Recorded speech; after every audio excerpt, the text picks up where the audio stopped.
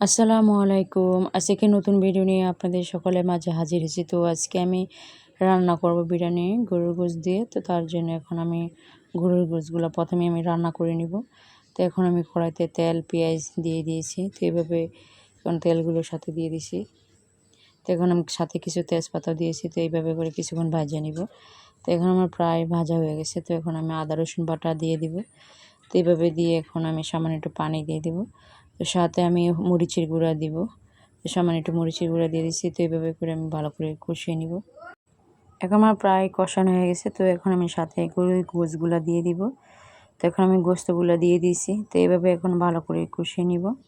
তো সাথে আমি কিছু দারচিনি এলাচ দিয়ে দিয়েছি, সাথে লবণও দিয়ে দিয়েছি। এভাবে করে হালকা কিছুক্ষণ কষানো হয়েছে। তো এখন আমার প্রায় কিছুক্ষণ হাফ হয়ে আসছে। তো সাথে আমি টমেটো সস টক দিয়ে দিব। তো এখন আমি দিয়ে দিয়েছি। অবশ্য সস দিই নাই, টমেটোগুলো আমি ব্লেন্ডার করে তারপর দিয়েছি। তো সাথে আমি বিরিয়ানি মশলা দিয়ে দিয়েছি। তো এভাবে দিয়ে ভালো করে এখন আমি কষিয়ে নেব। তো এখন আমার প্রায় গরুর গোশত কষানো হয়ে গেছে, রান্না হয়ে গেছে। তো এখন আমি পোলাও বসাবো, তার জন্য তেল দিয়ে দিয়েছি। তো এখন আমি সাথে তেজপাতা দিয়ে দিয়েছি।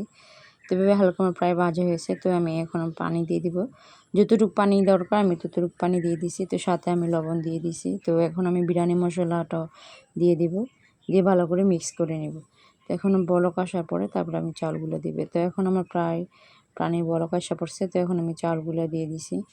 তো এইভাবে করে এখন আমি রান্না করে নেব। তো এভাবে এখন আমি নেড়ে ছেড়ে দিয়েছি।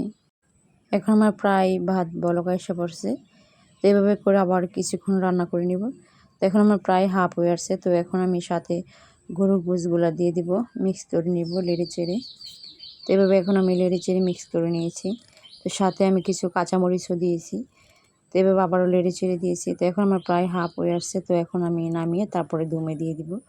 তো এখন আমি দমে দিয়ে দিয়েছি, কয়লার হিট দিয়ে দিয়েছি। তো এইভাবে করে এখন কিছুক্ষণ দমে রাখবো। তারপরে এখন আমার প্রায় হয়ে আসছে। এভাবে করে এখন আবারও নেড়ে ছেড়ে দিয়েছি। তো এখন ভাতগুলো আমার প্রায় ভালো করে ফোটানো হয়ে গেছে। তো আজকের মতন আমার এখানে ভিডিও শেষ। নেক্সট ভালো কোনো ভিডিও নিয়ে আপনাদের সকলের মাঝে হাজির হবো। সেই পর্যন্ত সকলে ভালো থাকবেন, আমাকে সকলে সাপোর্ট করবেন। আল্লাহ হাফেজ।